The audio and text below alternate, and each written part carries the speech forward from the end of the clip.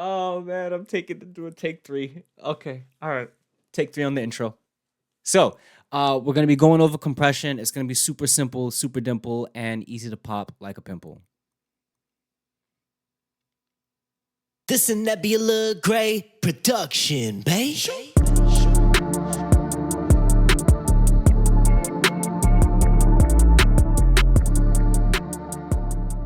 In our last video, we managed to cover EQ, and we covered a couple of EQs that had compressors built into their bands. Now we're going to be looking at compressors outright, just as is. We're going to be pulling up the last song info that we have. So the same EQ settings, the same, all those settings are going to be exactly the same, except we're just going to add on top of it and build out the vocal chain. So we're going to be looking at a few compressors today. We're going to be looking at the Ableton Stock Compressor, which is by far one of my favorite compressors. It's a very intuitive plugin. We're also going to be looking at a paid plugin, which is going to be the CL1B by Softube. This is by far one of my favorite compressors of all time. It took me too long to have this compressor. I really wanted to have this compressor, the hardware version, a long time ago. But that's about 4 bands that I don't have right at this moment. So there's different kinds of compressors. You know, you have FET compressors, you have opto compressors. There's different kinds of compressions that are going to invoke different tones, different feelings, and just a different sense of something, character, warmth, color, whatever you want to call it. But all compressors, they do have a something that more often than not, that they add into a mix. The less of this something, the more transparent the compressor is. The more warmth or the more tonality that a compressor can bring, to my understanding, the less transparent it is, because you can hear what this compressor is doing. A great example of a not transparent compressor that is still bomb fire is RVox. RVox, if you crank that up, it has like some algorithmic something going on in there that does add a little bit of like a harshness and aggression to it, which can be needed in some recordings. And we do have compressors like, for example, the CL1B. It's pretty transparent. You know, you hear something is going on. It is adding something, but more often than not, you just get a cleaner sound out of it, in my experience. I'm going to show you first the compressors to use for what purposes, and then from there we'll move into the compressors that, you know, I like to use just off the bat. Let's get started. So for me, we're going to go into compressor. I'm going to skip all the presets as I usually do, and I'm just going to take the bass compressor out, drop it in. So what do you see? Well, we see a few things. I see a SC filter, a type, a frequency. This isn't really compression. This is side chaining. And as you can see by the side chain button over there, by hitting a little drop down, I can choose what I can plug into the compressor to sidechain. And every time that thing hits the compressor, it'll start ducking. It'll start activating the compressor, for example. That's not today's video. Today's video involves this section of Ableton's compressor. Here we have the ratio, the attack, the release, threshold, which is also going to be shown here as well. There is an output knob as well if you need to use that. Personally, I don't really change the output on the compressor that's the workhorse. I use that on the compressor that's there to do cleanup, right? So I usually use 2 compressors. This is compression in series. I would have one compressor more often than not, trimming down the peaks, and then I would have very gently, and then I would have another compressor just to add a little bit more balance, to take away or to give back as needed. Now let's play the audio.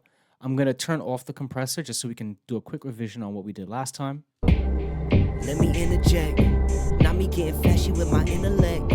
Not me getting flashy on the internet. But I can get flashy if you're feeling it. So let me ask if you're feeling it. Are you feeling it? Only yellow tape if I'm killing it. That's a Cobb salad with the vinaigrette. And my appetite's feeling unlimited. So I can already see and slightly hear some dynamic going on when this part starts and ends, right?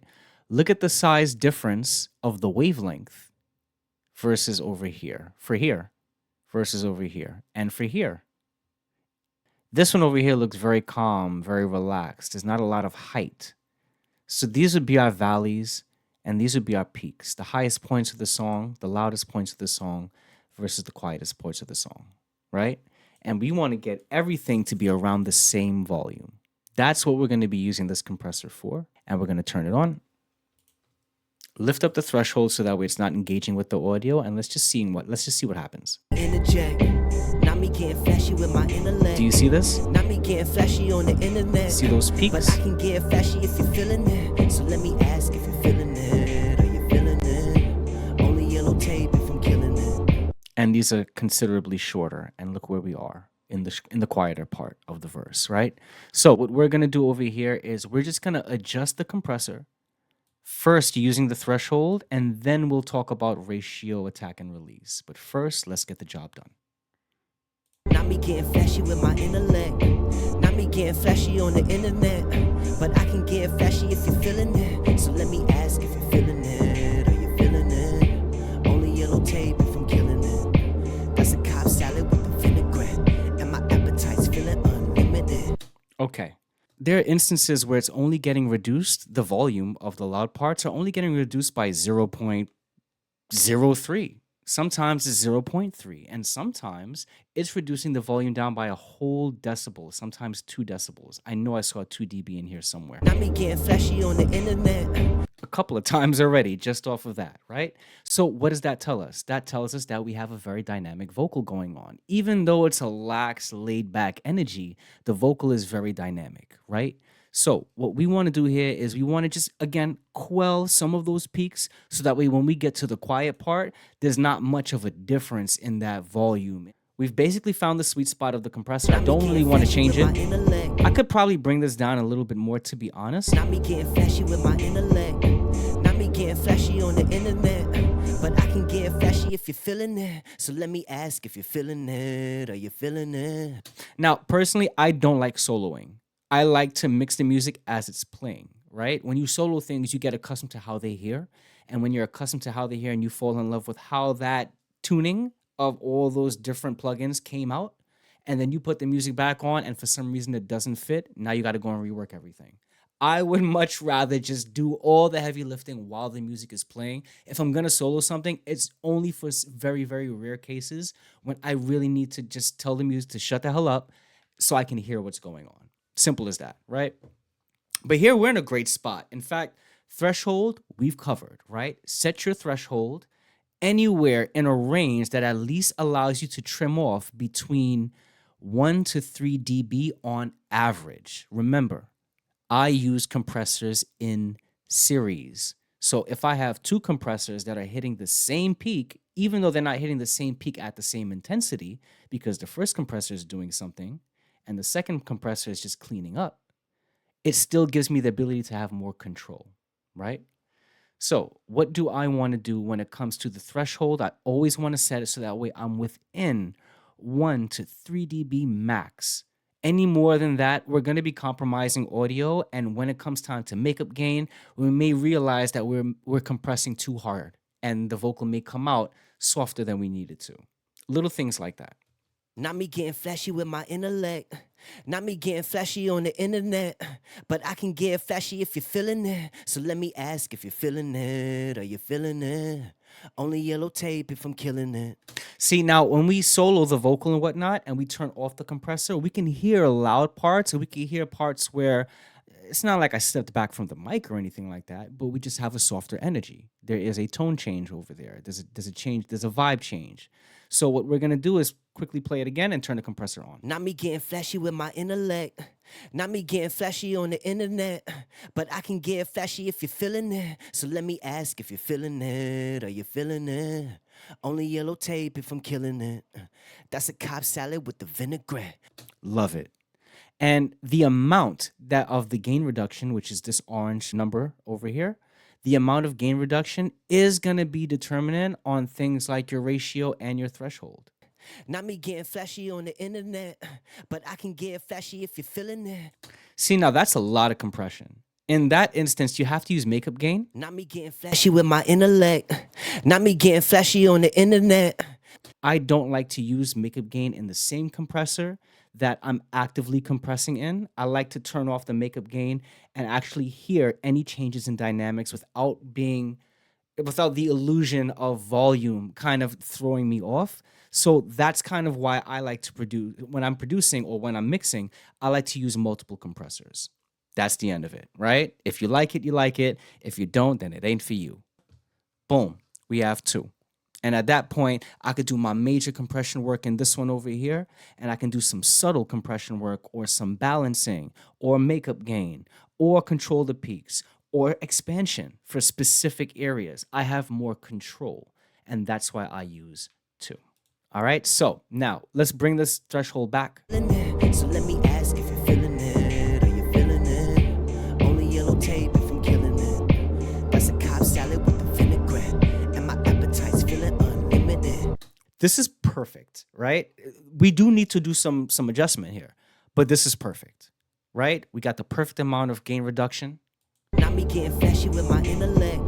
Barely. Not me getting flashy on the internet. Nice. But I can get flashy if you're feeling it. The compressor is just trimming the peaks of the vocal to the point where you can't even really hear it. You know what I'm saying? But if I can see it and I can see gain reduction is actively going on, it gives me the confidence to then say, all right, at this point, I know the tool is doing its job. Let me use my ears and make that final decision. And for what I can hear, I like it so far, and we haven't even touched attack and release. Let's get into attack, release, ratio, and knock those out really quickly. On my screen, you can see on the left side, this is going to be the dictionary definition, and then I'm going to give you my definition, right? In peak or RMS modes, sets the ratio of compression between the input and output level. For example, a ratio of 3 means that for every 3 dB of input above the threshold level, the output will only increase by 1 dB.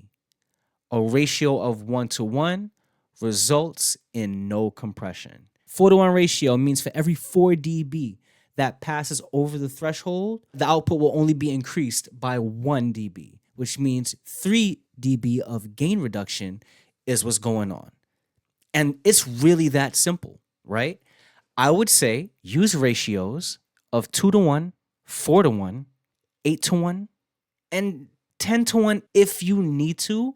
But by the time you're pushing your ratio up to 10, you should have enough field experience with a compressor to know whether or not that's a good idea. Let's bring this down to 2.0 and see what happens. Not me getting flashy on the internet, but I can get flashy if you're feeling it. So let me ask. Right? So we're getting very minimal gain reduction. 4:1, look how much gain reduction we're getting now. Not me getting flashy on the internet, but I can get flashy if you're feeling it. See how we're getting 2s, -2 something versus a simple -1 point something dB of gain reduction. That's what ratio is doing, essentially. The more that you have ratio cranked up, the more gain reduction you're going to get. Let's go to 8:1. Not me getting flashy on the internet, but I can get flashy if you're feeling it. So let me ask if you're feeling it. I saw a -2.9 somewhere in there. So we almost got 3 dB of gain reduction from an 8:1, right? And again, I like to use multiple compressors. So more often than not, I would just have a simple 4:1 compression for my vocals. If I want gentler compression, I'll do a 2:1. Or if I'm compressing my bus or my groups, like for example, verse, chorus, verse, bridge, if I want everything to be around the same and level that out, I'd use a compressor with maybe a 2:1 versus a 4:1. That way, I'm not over compressing anything. Nothing's getting over compressed. And at the end of the day, you're still being able to get that balance because that 2:1 is just affecting everything far less, right? Honestly, I personally wouldn't use 6, 10, 8 on vocals unless there's something I'm trying to go for. There's a tone or a feeling that I'm trying to go for. Compressor's job is to just bring that balance, you know? So let's go to attack. Attack basically says, how long does it take before the compressor snaps into action? How much of the natural audio are we going to allow through? How much of the authenticity is going to come through before we start canceling? Right? So how much are we going to let through before eventually we have to start saying, hey, we can't get past this point? You know what I'm saying? How much leeway are we going to give? That's what the attack is for. Attack basically says, all right, whenever a peak crosses the threshold, or how long it's going to take before the compressor activates and starts its job. I like the compressor to get either right on it or to let through a little bit of nuance. So to get right on it, I need a fast attack. And to let through a little bit of nuance, I need a slightly slower attack, for example. Okay? If you want more of that energy, that natural recorded energy to come out, you want a slower attack. If you're singing, for example, you'd want a slower attack. You'd want the nuance of the vibrato and everything that comes into your voice, out of your voice, excuse me, to at least come through without getting overcompressed when you're hitting your peaks and all that kind of stuff. You still want that control, but some leeway. When you're rapping and whatnot, there may be more activity. So with more activity in a vocal track, you're going to want a compressor that's kind of moving a little bit faster to keep up with all that activity. So we go for a faster attack time. Does that make sense? Good. And when it comes to release is the opposite. Release says, well, how long are we going to hold on to the audio and keep that gain reduction going on before we eventually say, hey, okay, let's fall back now and let everything go back as normal. When I'm rapping, I like to use faster attacks and faster releases. When I'm singing or using sustained vocals, I like to use slower attacks and slower releases so that way that nuance can both come out but still be controlled in case there's a lot of vibrato going on. Whatever contributing factor could be the case. Interject, not me getting flashy with my intellect, not me getting flashy on the internet, but I can get flashy if you're feeling it. So let me ask if you're feeling it, are you feeling it? Nice. I like this setting because it allows some nuance to come through but still maintains control. In a general sense, if you don't know what to set your release to, set it to auto. If you set it to auto, it is the equivalent to setting auto on your camera for white balance, shutter speed, and all that BS, right? It's going to give you the best that it thinks it's giving you. And if a computer is trying to think for you, leave it on auto. It's probably doing something right, okay? If you find that you don't like auto, at that point, go in and finagle the release knob. But let's just be real. It's 2025 and we're pumping out songs very, very quickly. If you don't have the time to sit around and figure out whether or not my half rap, half monotoned vocal needs a short release or a fast release, set it to auto. It should work. It should work, right? Okay, so we've basically covered the threshold, gain reduction, ratio, attack, and release. And now that we have all of that kind of generalized down to a point, we can figure out what kind of compression is meant for what. Let's go into our comp real quick, right? Same thing here, right? Gain, output, threshold. The more I add the threshold in, Interject, not me getting flashy with my intellect. So let's go to 3 to 1. Let's go to 4 to 1. Interject, not me getting flashy with my intellect, not me getting flashy on the internet, but I can get flashy if you're feeling it. So let me ask if you're feeling it, are you feeling it? Only yellow tape if I'm killing it. Damn. This is fast. Wow. So Ableton's compressor is actually a little bit faster. The attack is faster than our comp. That's pretty dope. I can dig it 100%. Okay, so we've covered ratio, attack, release, auto release, makeup gain, and most importantly, the threshold. The one thing all of these factors are determinant on is your threshold. How much makeup gain are you getting? Crank up the threshold. We'll find out. A free compressor that you can find on the internet. Something by a little company called Audio Damage, Rough Rider 3. Very simple dimple. It has a little bit of a visual space, and it even starts you off with a 2 to 1 ratio, even though you kind of could like set your own presets and whatnot. Let's give it a shot. Let me interject, not me getting flashy with my intellect, not me getting flashy on the internet, but I can get flashy if you're feeling it. So let me ask if you're feeling it, are you feeling it? Only yellow tape if I'm killing it. Ah, there we go. Okay, let's do it again. Let me interject, not me getting flashy with my intellect, not me getting flashy on the internet, but I can get flashy if you're feeling it. Now, it's easier to hear with Rough Rider 3 because they like to have the makeup gain on, like off rip. Turn this shit off. Let me interject, not me getting flashy with my intellect,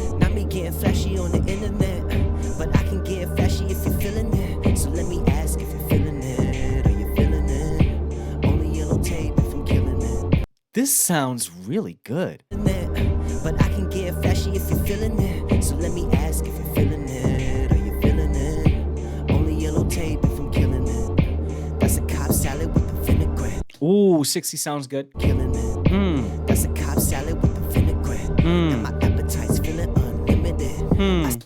This is nice, yo. Yo, this compressor goes crazy. Let me interject. Not me getting flashy with my intellect. Not me getting flashy on the internet.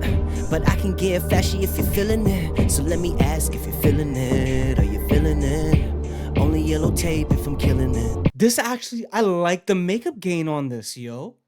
I like the makeup gain on this one. Ooh, okay. Nah, you know what? Go check out Rough Rider 3. This is pretty dope. We're using the same threshold. Their threshold is, they call it sensitivity, I guess. I don't know. But yeah, sensitivity or threshold is at minus 23 dB. We chose minus 24 on the Ableton one, and that's no problem. So there is a possibility that this is maybe a linear. This uses linear processing versus logarithmic processing. I could be wrong, and if I am, okay, but it's just a feeling that I get. You know what I'm saying?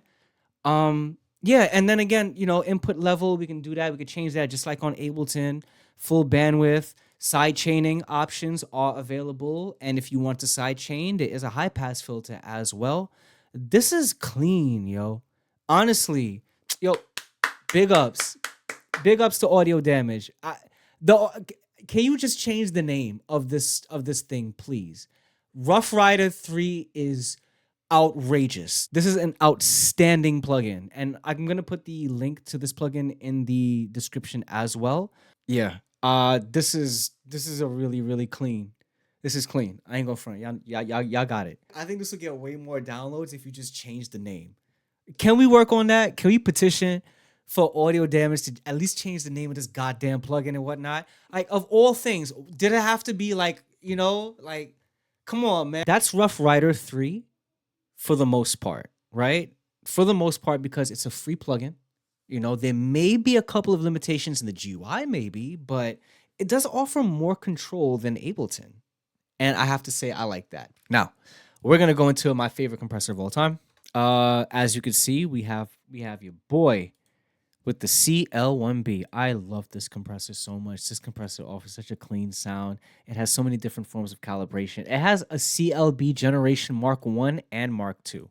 Like, if you wanted to take it back, we could really take it back to back in the day, okay? We're going to stick with Mark 2. And I'm going to do a quick shout out to Ben Thomas because I was a little unfamiliar with how to use the attack release select knob. Fixed is a great place to start. Keep it on fixed. I use a blend of fixed manual now. Start off with fixed, get used to working it, and then from there, experiment to see what fixed manual brings you and then what manual can do. What I like to do, fast attack, fast release, we ain't playing. Threshold, ratio, output. We've done this already, right? This is not hard. Let's do it. Let me interject. Not me getting flashy with my intellect. Not me getting flashy on the internet. But I can get flashy if you're feeling it. So let me ask if you're feeling it. Are you feeling it? Only yellow tape if I'm. Let me interject. Not me getting flashy with my intellect. Not me getting flashy on the internet. But I can get flashy if you're feeling it. So let me ask if you're feeling it. Are you feeling it? Nice. Let's bring that ratio down. Not me getting flashy with my intellect. Not me getting flashy on the internet. But I can get flashy if you're feeling it. So let me ask if you're feeling it. Are you feeling it? Only yellow tape if I'm killing it. That's a Cobb salad with the vinaigrette. And my appetite's feeling unlimited.